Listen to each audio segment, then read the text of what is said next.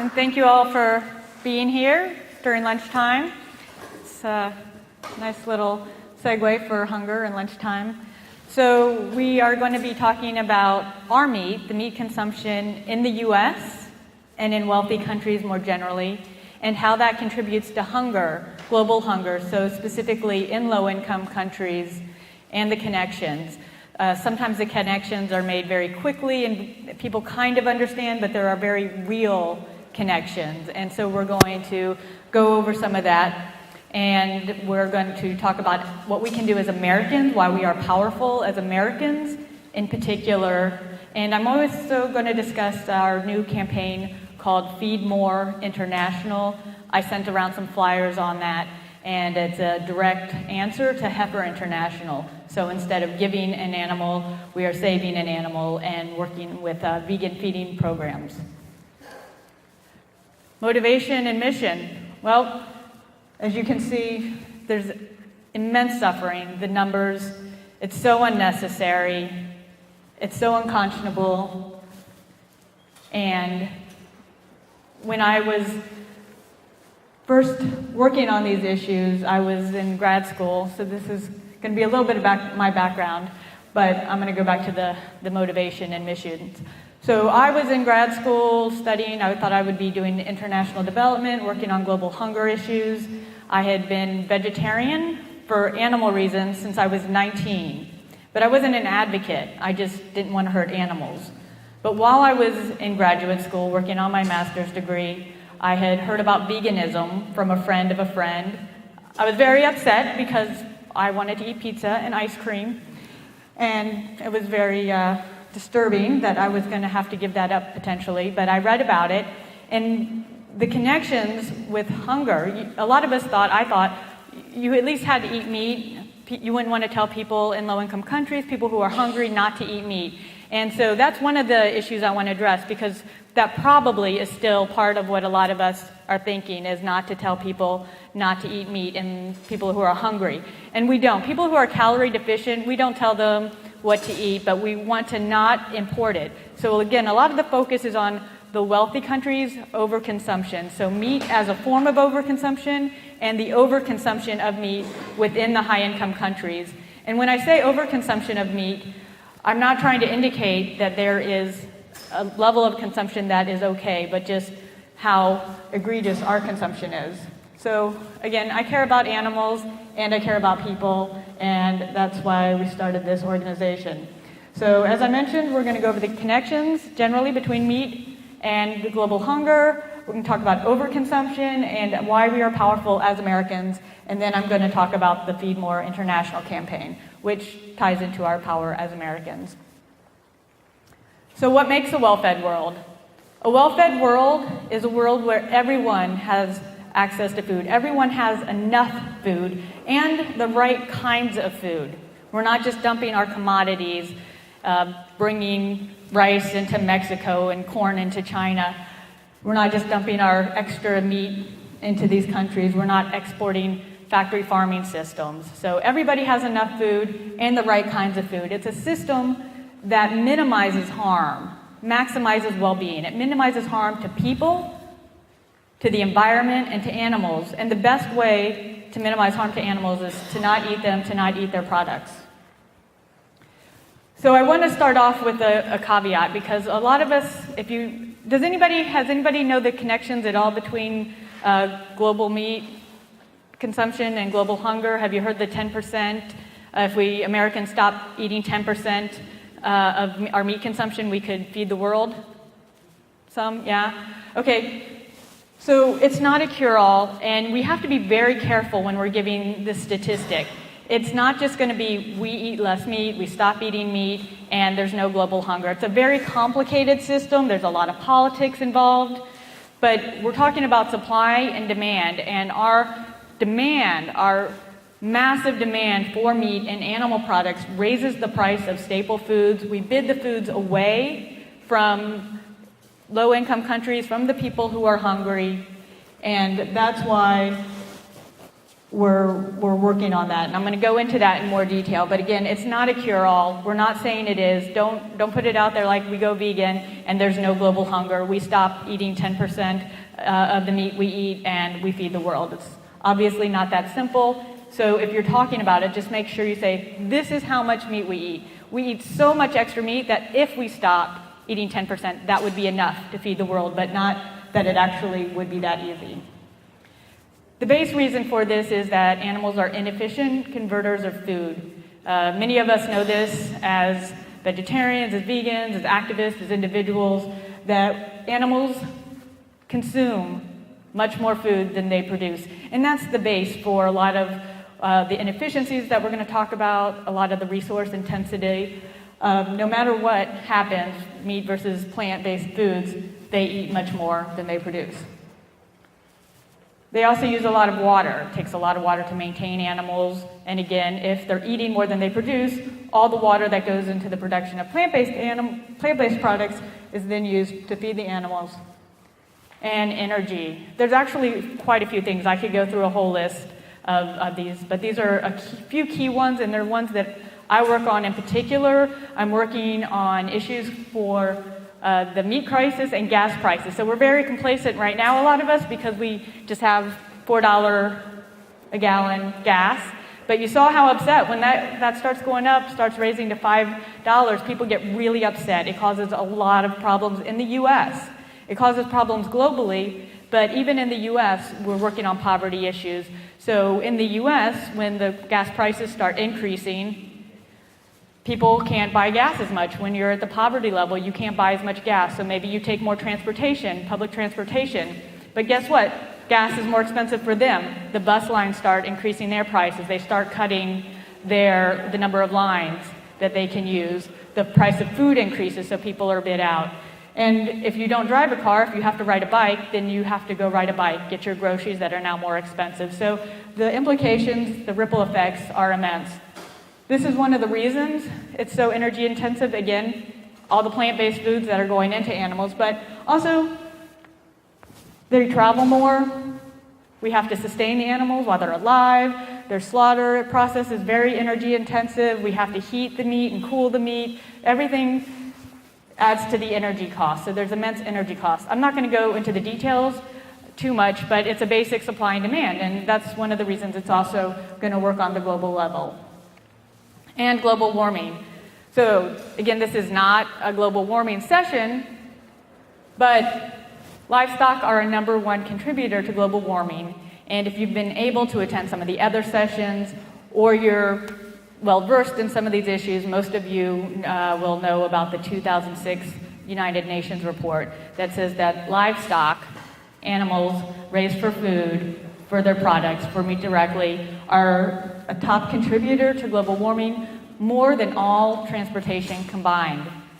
And the greenhouse gas they use is methane. That's why it's so potent, is that's 23 times more potent of a greenhouse gas over 100 years, and if it's over 20-year time period, which is really what we need to work with, we're talking about 60 times more potent of an emitter than carbon dioxide. It also has a much shorter half-life, so by getting rid of methane, we can get through much quicker the greenhouse gases. So the #1 thing as an individual you can do to reduce your impact on global warming is to not eat meat, not eat animal products, for us not to be increasing the number of animals that we have. Okay, so overconsumption. If you've talked to people about global hunger, this is very common. This is a very common issue where they say, because we've been talking about scarcity. They're like, oh, it's not scarcity, it's distribution. That's one of the #1 things I hear when I'm talking about scarcity, when I'm talking about how much food is being used to produce meat and that this is a real issue. And people will say, but it's distribution, not scarcity. This is not one or the other. These are tied together. As I mentioned earlier, when we're talking about the price of food, we're bidding away food from the poorest of the poor. One of the most egregious examples is Ethiopia during the famine in the 80s. They were actually exporting food while their people were starving during a famine, exporting food to be used as feed to feed the wealthy, high-income countries the meat consumption. And that's still going on. Ethiopia is exporting food for Saudi Arabia, most predominantly. But the political systems, you have the elite in the low-income countries working with the elite in the high-income countries. And that is why the scarcity is happening at a local level. Sometimes there's famine. That actually usually counts for about 10% as the environmental reasons. So a lot of it is political. Some of it is war-related. But as a structural phenomenon, it is political. When I talked about the 2006 report on global warming, this is also one of the issues that they are concerned about, food scarcity, because the UN predicts meat consumption will double over 50 years. This is called the Livestock Revolution, and it's based on the increasing consumption globally, and it's not the US, it's not the high-income countries, because we're already over-consuming, we're already saturated, we're actually starting to see a slight decrease in US consumption. What this is the middle-income countries. Oh, there we go. So these are the high-income countries, but it's the middle-income countries, the lighter red, the darker yellows, the oranges that we see. You can see it takes up much more space than the dark red. You have a much larger starting base, eating higher on the food chain, very energy-intensive, food-intensive products, and that is where we're getting in trouble. So, and you'll hear it blamed on these countries, but there's no discussion of us as Americans. Ooh, no, sorry. Okay, so again, you have a very high starting population, very high birth rates relative to the high-income countries. Again, that's relative, and more energy, food-intensive animal products. And when we talk about the high birth rates, a lot of the focus is going on that. So there's a lot of blaming of the people over there. They're eating more food, China, Brazil, India, eating more animal products. What are we going to do about this? They're having all these babies, population's growing. This is the problem. There's a lot of focus, but this is coming from the international institutions, which are heavily run by the high-income countries like the US. So it's all about them. So when we're talking about proposed solutions, they say it's demand-driven, so we're not talking about the neglected variable, which I'll get into, which is the common sense, but they want to use technology to increase yield. So what can we do? It's demand-driven. We have to meet the demand. So we're going to talk about technology to increase yield so we get more food, and we're going to talk about population, reducing population growth, slowing population growth, and that's how they want to work on the issue. So it is commonly understood that food scarcity is going to be an issue. What do we do about it? Technology, population, but they're missing the most common sense issue, which is reducing meat consumption. They say it's demand-driven. How do we meet the demand? Like it's fixed. It's not fixed. It's a social construct. We support it with subsidies. Our politics support it. There's so much that we can do. Our education system support it. So it is not fixed. We don't just have to meet demand. We can reduce that demand socially. So this is one of the things as Americans, what we can do, why we are powerful as Americans, and ironically, it's because we are such overconsumers. This is dated, but it gives you an idea. So some of these middle-income countries that are increasing, but it gives you an idea of the overconsumption of the US. It doesn't include Europe. But they are also one of the higher consumers. It's by population, so that's why you don't have some of the other high-consuming countries on there. But because we're so over-consumers, we have a lot more we can reduce. And a lot of what a well-fed world does is we do focus on mass reduction. So we are a vegan organization. We promote veganism, vegetarianism. We try to get people to do what they can. The more an individual does, the more good it does. But we also focus on mass reduction. So individuals, we create the demand for food. We can reduce our demand. We can vote with our forks. Wherever you're at, we can do more. So, and if a lot of us trying to work with our families, it's very difficult. So working on the reduction, it's very accessible. Well-fed world, we're very positive in what we do. We're very accessible. Of course, we want everybody to just not eat meat for hunger for the animals, but it doesn't work like that. Most of us know that from personal experience. So what we're doing is, I tell a lot of people, well, take your meat and take it from a main dish, make it a side dish. Of course, there's Meat Out Mondays, Meatless Monday campaigns that are getting more popular and on a global level, so that's a great first step. As long as we know that, hey, we're advocating this, but that's not it. Not one day a week, but that's the step. You go one day a week, you get a little more familiar, you know how to cook a little bit more, it's not as scary. So if one day a week is good, 2 days is twice as good. We have lots of ways to work on flexitarian diets. That's kind of a controversial term, but with the Happy Meat, the humane farming systems that are becoming popular within the food justice communities, again, we work within those communities. It's very disheartening sometimes to have to work on the sustainable ag issues because the animals are still producing global warming. They're still energy intensive. And that's also one of the reasons we did the Feed More International, working on the Heifer International project. So as individuals, we can reduce our consumption. We're massive overconsumers. We can work with family, friends, at least to reduce consumption and make that accessible. As a nation, when we're talking about the increasing meat consumption within the low-income countries, within the middle-income countries, and we're concerned about it, we're looking at it at a global scale, resources are being used, and we're not going to have enough water. I want to go back and say that the issue of meat doubling over 50 years, that's from 2000 to 2050, the UN predicts meat to double globally. And it's overwhelming. It can be very depressing as Americans, as vegans, as vegetarians, as people who can care about food and animals. But that's left unchecked.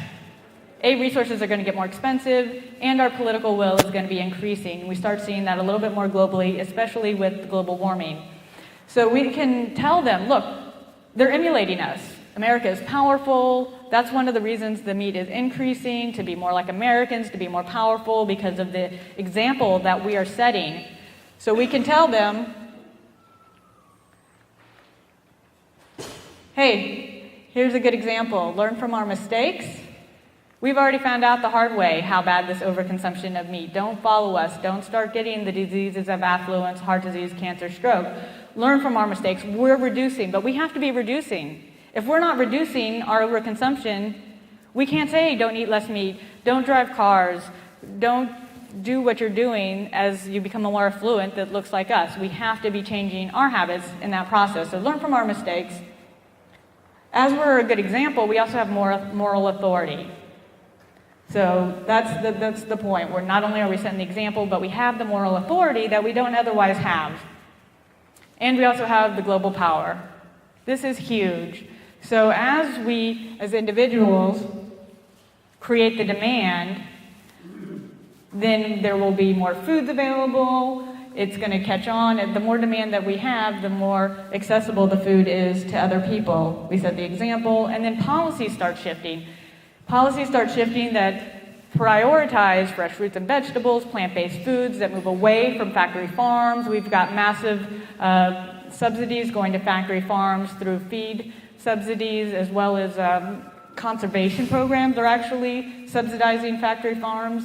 The food bill in 2012 is coming up, and you hear about, oh great, the food and farm bill, it's actually the farm bill, it should be called food and farm, but they have a conservation component, and it's very exciting to know that there's a conservation component, except that it's going to factory farms. Not all of it, but a lot of it goes to factory farms. So we're subsidizing their cleanup. They don't have to pay for it. And there's other sneaky ways that those subsidies are supporting factory farm. But as there's more political will, as there's more demand, as we understand and take responsibility for our overconsumption, our use of more global resources, as global warming intensifies, as we have energy crisis, oil, energy, that's not an unlimited resource. If any of you know about the peak oil issues, what that means is at some point in the not so distant future, we're going to hit the halfway mark, and then the supply is going to be more and more limited, and there's going to be more competition. So we care about energy consumption in general. We care about using less water, and none of these compete with that. So, but as a U.S., as a global power, we can help facilitate that on a global level. We can institute policies. Right now, we're helping big business, we're helping factory farming systems, agribusiness, to go global, to use the other countries as systems so that we use their water, we pollute their groundwater, their air, and we can start setting policies that are encouraging and discouraging of consuming more meat and encouraging of other options. So, I want to recap quickly here that the connections are very real. It's not just some vague concept that we eat less meat and there's more food available. We're increasing the demand for food. When you increase demand for food, if it's limited, it increases the prices. Meat uses a lot of food staples, a lot of corn, soy, things of that nature, wheat. So even if those aren't human grade, that land could be used for something else, and we are bidding the price up. The poorest of the poor can't afford it. It's not because they're poor. Some of the top thinkers are like, poverty is the problem. I just want to pull my hair out. What do you mean poverty is the problem? It's political will. Who is making these prices so expensive? Why is how much you have the reason why you have food or not have food? So it's political will and allowing these supply and demand issues to go on. So it must be part of the solution. Again, technology is one of the things they want to focus on, population. There's all kinds of solution sets. They're trying to fix the symptoms, but they're not addressing the cause. The increasing livestock population that is causing this problem. Reduced consumption must be part of the equation. You can't talk about the consumption globally increasing without talk about reducing the overconsumption of the wealthiest countries. So that's one of the things, the overconsumption of meat in the high-income countries, as well as meat as a form of overconsumption. So those are the things we focus on, and then also Americans creating change. This is the basis of the work we do in a well-fed world, and it comes from my research over 10 years ago. While I was in grad school, I was writing my master's thesis on rethinking meat, recentering world hunger paradigms, specifically focusing on the harm it does to hunger issues within low-income countries, food security on a systems level as well as a local level, and particularly how it affects women in low-income countries. Anything that deals with poverty is going to affect women more. And women are not only the key preparers of food. In many of these countries, they're the key producers of food. And when you have these huge systems coming in, these factory farming systems, these fertilizers, these Monsantos coming in, it is undermining local food production. It's undermining subsistence farming. And this is not us as, nonprofit, vegetarians, vegans. The think tanks, the highest institutions acknowledge this. The International Food Policy Research Institute talks about it undermining sustainable farming, so maybe we can give them some subsidies. But subsidies aren't going to allow them to compete with the factory farming systems. They have to get the factory farming systems out. And they also talk about factory farms. Well, they don't say it's a factory farm, but they talk about the need for animal agriculture because it gives individuals an investment. There's draft power. So if you think about in rural communities, in the low-income countries, in Africa and India, and you picture this little family with their cows and some chickens, and so that these provide draft power, their waste is fertilizer, it's an investment for the family. That's what they talk about, but they don't say, hey, they're conflating. They're making it sound like that's what's going on, but really it's these intensive buildings with tens of thousands of animals. Well, it's fertilizer in small doses.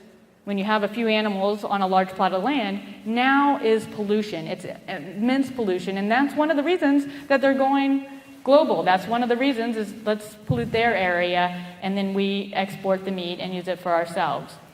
So, what can you do? Again, we already know we can do our own diet, we can help our friends and family, we can raise awareness about the issue, but you're really not going to go into detail. This is not one of the issues that you're going to start talking about, supply and demand. So you can make the connection and let people know who are concerned about that. You can send them to our websites, know a few key resources, a few key statistics, and to know that we're not powerless. That's one of the things that's difficult for me, and I know a lot of us, is that we feel powerless in these big systems that are going on and the big factory farms and meat consumption doubling over 50 years. But again, that's left unchecked. And we are taking steps forward. We have the Intergovernmental Panel on Climate Change, the head of that, advocating for meatless Mondays, reduced consumption. But he came under tremendous fire for that. So we're starting to see that, but supporting veg feeding programs is one of them. We have quite a few of that, and one of the things I like about that is because I get to know that there's an immediate difference. So it might not fix the system, but I know that people in low-income countries, people who are hungry, people that are food insecure, have access to more foods, and they're not using animals to do that. So there's the immediate gratification of knowing that a community of people are being helped by our funding. So the Feed More International project is specifically for that. We're working on the humane issues. Again, as we focus on factory farming, but we're working in the food justice communities. I've gone to events and talks and conferences, and it's on the moral aspects of eating. This was a few years back. The Center for a Livable Future, Johns Hopkins, was giving a presentation there. Oh my gosh, meat as a vicious cycle. How exciting is that? Johns Hopkins University, meat is a vicious cycle, eating is a moral act. So excited to be there, and so they serve deer. Yeah. Deer. Because deer is a moral meat because it's hunters that donated it. So they're not intensively farmed. And this is what I have to deal with on a regular basis is dealing with these types of issues. Some of us might know vegetarians who are no longer vegetarians because they can eat the happy meat. They go to the local farmers market. That's where the environmental issues can really come into play with the global warming. No matter what they say on the global warming, those animals are producing more meat. And for folks who are into the grass-fed and they're like, oh, it's okay, it's grass-fed cows, more global warming gases are caused by grass-fed cows than any other production methods. So when you're actually confining animals and you're using them in feedlots and factory farms, they produce about the same amount per weight. Cows, chickens, pigs, it's by weight, their global warming potential because of the energy use. Other factors are more important. Their digestive abilities as cereals are not the same as with grass. It's very controversial, actually, but we have the science to back it up. But the danger there is when we focus on global warming is that they can use that then as an excuse to confine the cows. Oh, we can't do grass-fed beef. And guess what? Grass-fed takes up more land. We're talking about destroying the rainforest. So grass-fed happy meat is not the issue. On our website, which is awfw.org, A Well-Fed World, we have a section on humane loopholes. So we are coming out now more assertively on the local farming issues. They want to talk about energy savings. It's like 11%. 11% energy is saved for local consumption. So it's nowhere near going vegan or going vegetarian. The energy savings is much, much greater. So just little tidbits that you can go and discuss. And again, the websites. And with the farming systems that are not as confined, they're still going to throw away the male chicks because they're not efficient. Why are you going to have male egg-laying hens? It doesn't matter. So there's lots of things going on. So we are now taking a stand against Heifer International. Everywhere I go, I do talks. You can tell from this talk that it's very systems-oriented. We're talking about global food systems, global hunger, global warming, factory farms, reducing mass consumption, things of that nature, trying to get 50% of Americans to reduce their consumption by 50%, and how great that would be for setting the example for the resource savings. But every time I go, somebody says, what about Heifer International? And Heifer International, for those of you who don't know, is an animal giving campaign. And it's in high gear right now.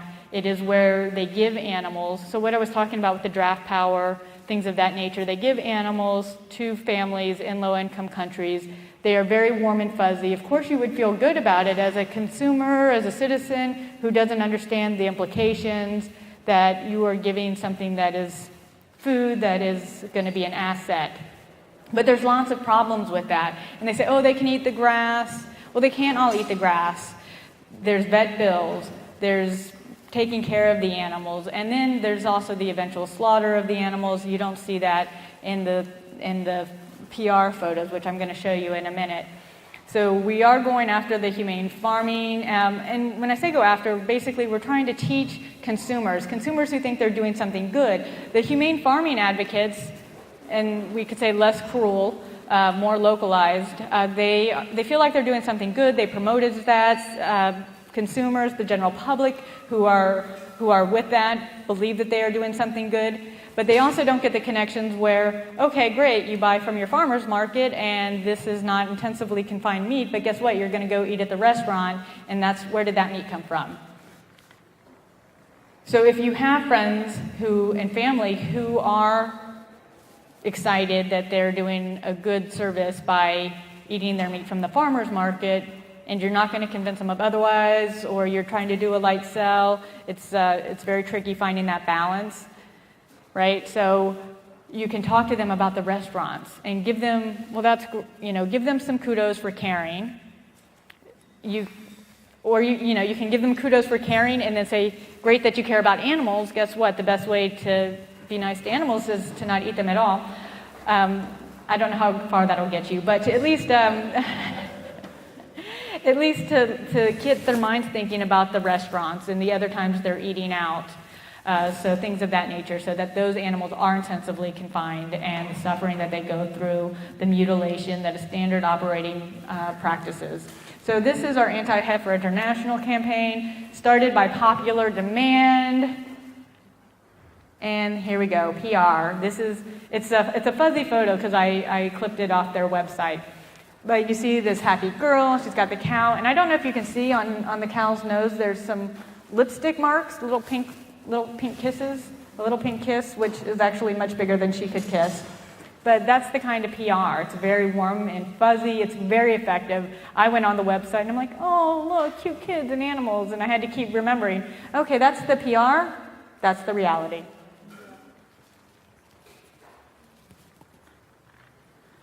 That is the reality. And there's actually, Colleen is, she's not here, I'm sorry, I'm pointing to the exhibit hall.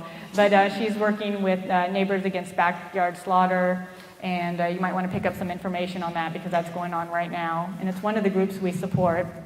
But so again, the PR, the reality. So those animals are going to be slaughtered. It's not warm and fuzzy in the way that they promote. So we say save a cow. Don't send a cow, don't have a cow, save a cow, and support feeding programs that are vegan. And what's really particularly nice about this during the holiday season, if you don't want to give another trinket, okay, people have too much stuff, is that feeding programs are not just, okay, great, the vegan gave me, a farm animal gift, yay, because they're probably tired of your vegan pushing. So this is a way to very lightly support feeding programs that happen to be vegan. And when we send them a thank you, again, a very nice light thank you, but helping put the issues in a little bit at a time, and so that they know that they can feel good about feeding people, but also not hurting animals. So these are the 4 programs that we're supporting with this. So instead of $120 to send a pig, that's how much it costs for Heifer International, you could give $100 to this program, and we're going to split it between these 4 groups. And let me just say it doesn't have to be $120. I just use that as the example because it's for pigs. But give $5, give $10, whatever you can give. And it's going to go directly to these 4 programs. We're not taking any administrative costs out of it. And then we're going to send nice thank you, either the cards or at the $120 level, we have a nice frame with photos in it. And we picked these programs. We've given to over 100 groups, individuals, groups, organizations, through our grant program. That's one of the main things we do. We're a sponsor here. We do that through our grant program. We sponsored this conference because it's so important. And we also work with groups like the Ethiopian Vegan Homeless Feeding Program. We actually helped establish this one because we're working with the International Fund for Africa. They're Ethiopian. They went there on the ground, showed them how to get extra food from restaurants and grocery stores so that they could then do the homeless feeding program. What I like about the homeless feeding program is it's very direct. You get the immediate benefit. Somebody's hungry, here's food.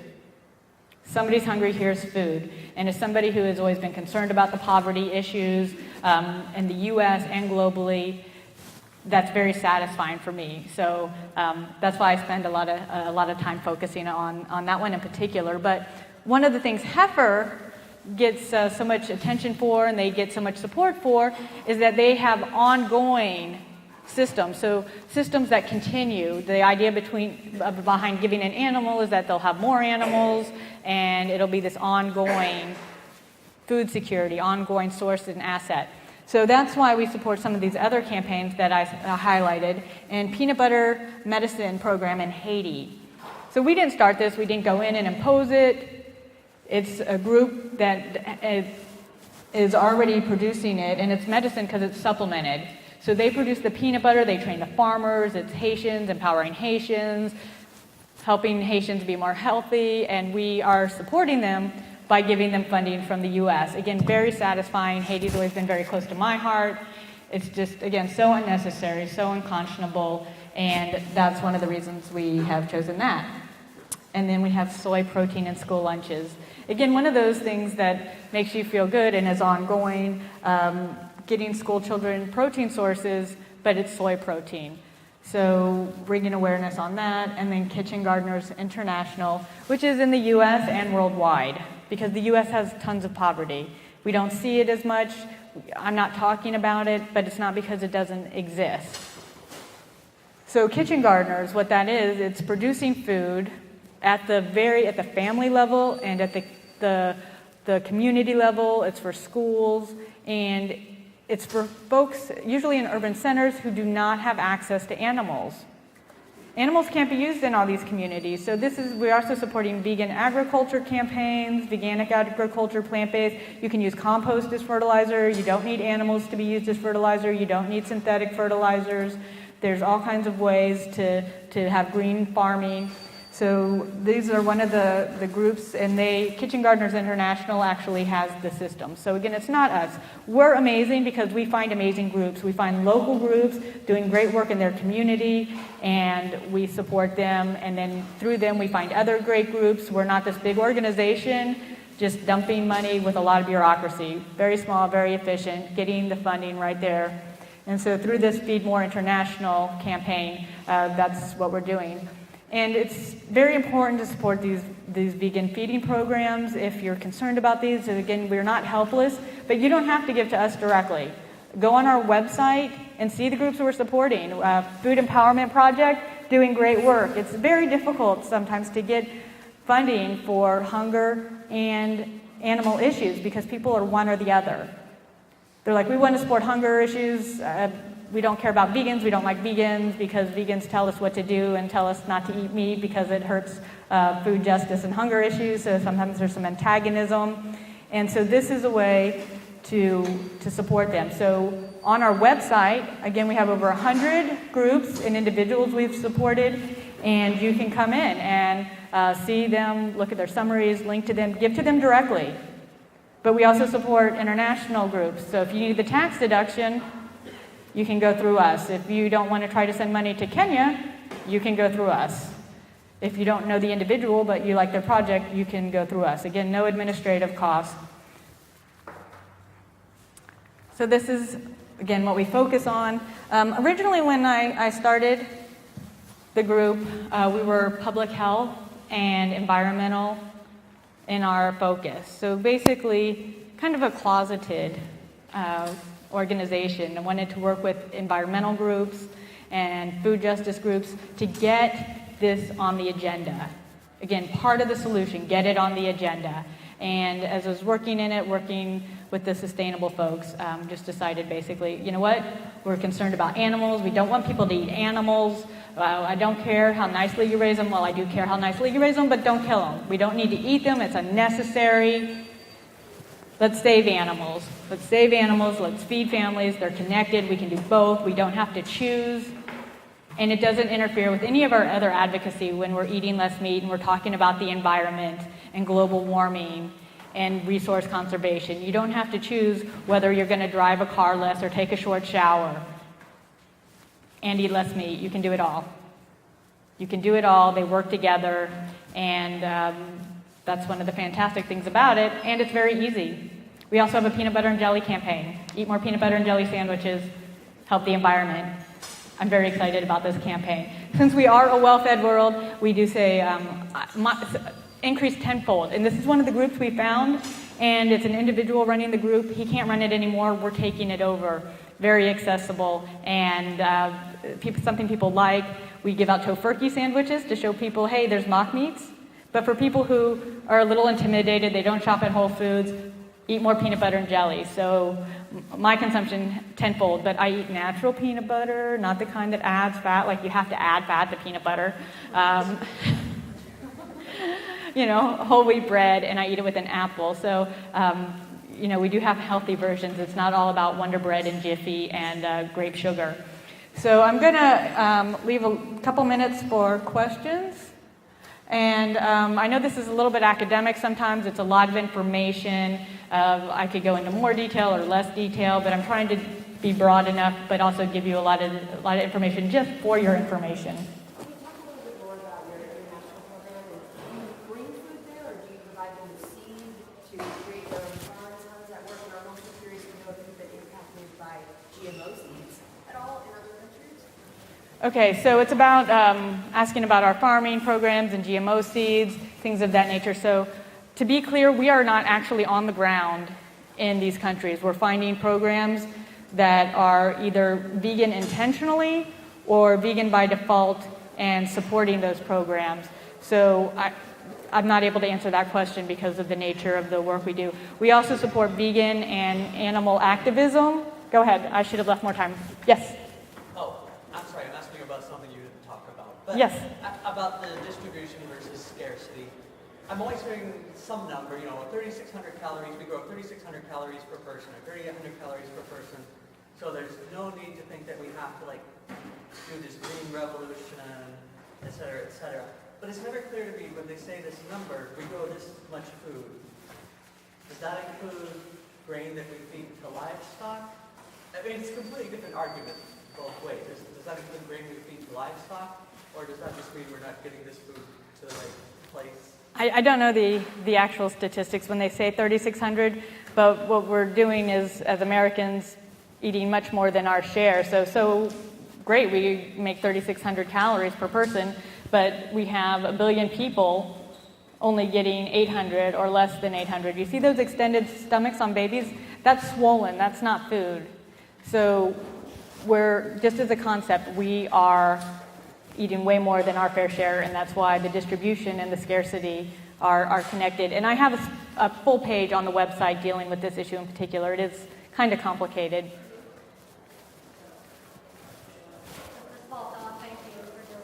Thank you. Do you have a booth? Yeah. Oh, yes, I have a booth. If you're interested, maybe you should just stop by the booth and ask later. Or, students that might want to do community service, do you have suggestions on how they could participate? A little bit. We do have a booth. It's a big teal and orange booth when you first walk in with great big display, feed families, save animals. I like colors, so big, bold, teal and orange colors. Oh, yeah, when you first would walk in, if you were coming in, we're right there. We're an end cap. And you can also see our display from behind. We do have volunteer programs, but we basically try to work it around what individuals can do. So if there were students who were wanting to work on a community project, we could help them fund it, but we don't have the community project already lined up for them. Or to give them ideas what they can do. Yeah, we have stuff on the website and things of that nature, and also, again, referring to other groups. We're very much about connecting with other groups, referring to other groups. We don't try to do it all. Food Empowerment Project does a lot with labor issues around meat and food justice, and so we're going to just link to them. Here's a little bit of information about labor. I know it's important, but I don't know the details, so I try to be clear. Here's where I know details, here's where I don't. Yes? Yeah, I just wonder if you comment on the USDA and their control over the food that our kids eat and the political control over the USDA and regulations and how that really impacts the food system in this country. Can you comment on that at all? Yeah, we're talking about the USDA, the political control over the system and how that impacts Americans and children. The USDA has the dual mission of promoting health, nutrition guidelines, and actually supporting the animal agribusiness. They specifically have that dual mission, which obviously is counterintuitive, they're counterproductive, and usually the heads up on those types of boards are from the meat industry. We're actually a food partner with the USDA, just so that we can be there at the meetings and raise questions and answers. And they do promote it. They have it obviously in the school lunch programs. A lot of it's commodity-based. It's subsidized. And it's a big problem, but it's also actually, the institution itself is a problem. We're lucky that we finally got a change from that stupid pyramid used as a pie graph. I mean, it's ridiculous. And I'm sorry to get off topic. The commodity issues, they are combined. We've got the agribusiness in there. But even something like that stupid pie graph pyramid, which makes no sense, I'm there, I'm like, healthy issues, right? But I'm like, I had to go on a little bit about this because it drives me crazy as someone who knows about graphs a little bit. And they're like, well, it's printed already in so many books. So they had all this pressure from publications that have already printed it that they didn't want to change it because of something like that. Now, these are only looked at every 5 years, and they didn't want to change the graph, even though it was so inaccurate and so confusing because of that. And they also don't want to go against any foods in particular. I could not even get them to say grains and greens. Greens are better than French fries. They don't want to offend anybody, so it's very political. They've got all kinds of lobbies that they don't want to say greens are better than French fries. So, very political. Well, and the fact that it's part of the education system and that this is what our children are learning. Right. It's really problematic. Right, they set the dietary guidelines. This is what's being taught in school. They've got dairy. It's a better system in a lot of ways, but they still got dairy very highlighted. So it's a big problem. Yes?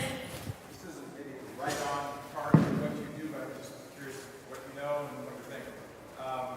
I learned recently that like China and some of the developing countries that are trying to emulate the West are now leasing land over in Africa so they can grow enough, presumably a grain that they can then raise the cattle with. Is that something that you know much about? And that just seems to just make Right, that much more difficult. It's general practice, and it's increasing. We're talking about China using land in Africa so that they can grow feed. China's running out of rice because of the animal production, so they're using arable land, right, especially China doesn't have much arable land. So common practice, hungry countries exporting their food for feed while their own people go malnourished and polluting the land and the air and the water where there's less regulation. And not only less regulation, but again, you have the governments within those countries working with the business of American business, China business, and governments and an elite, I don't want to be conspiratorial, but they want what they want. They want weapons, they want luxury items. You have to give something. It's called foreign exchange. And if you don't export something, you don't have foreign exchange to import something. So that's why they do it. It's not that they're like, oh, we want our people to starve. They just want what they want. Weapons or yachts or jewelry or fancy foods. They want what they want. So it's not that they're trying to starve their people. They just don't care enough. How do you feel about horse races? Horse races. Racing horses. Well, I don't like horse races. It's not related enough to this issue, but of course, we don't want exploitation of animals, and those have horrible things. I'm not the one to talk to about it, though, because I'm very focused on the issues relative to food and farming, but I know it's bad. I don't like it. Yes? Can you say a little more about how conservation programs subsidize the meat industry? Just be a little more specific about that. Well, we coming up in the Farm Bill 2012. They've got a conservation aspect of it. It's I don't know if it's $1 billion. It's actually relatively small to the Farm Bill in general, which is hundreds of billions over 5 years.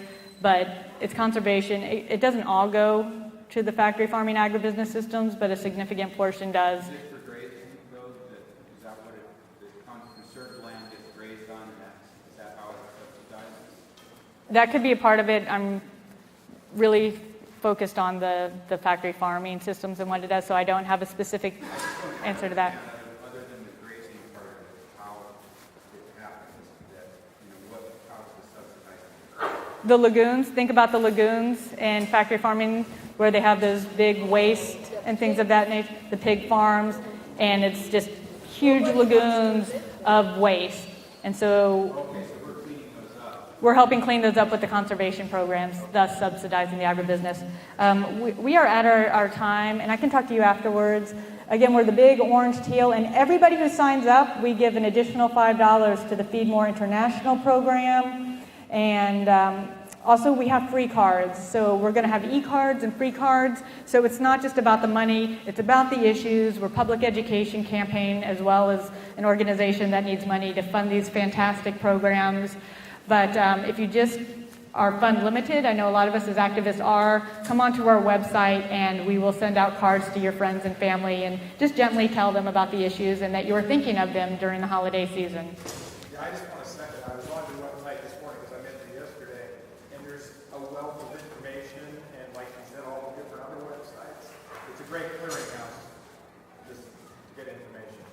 Thank you. Thank you so much. awfw.org, Don Moncrieffe. We're only 2 years old, and we've just been able to do fantastic things, and I'm really excited about it. I'm not shy about it because we're working with fantastic organizations, and that's what makes us great. So thank you so much.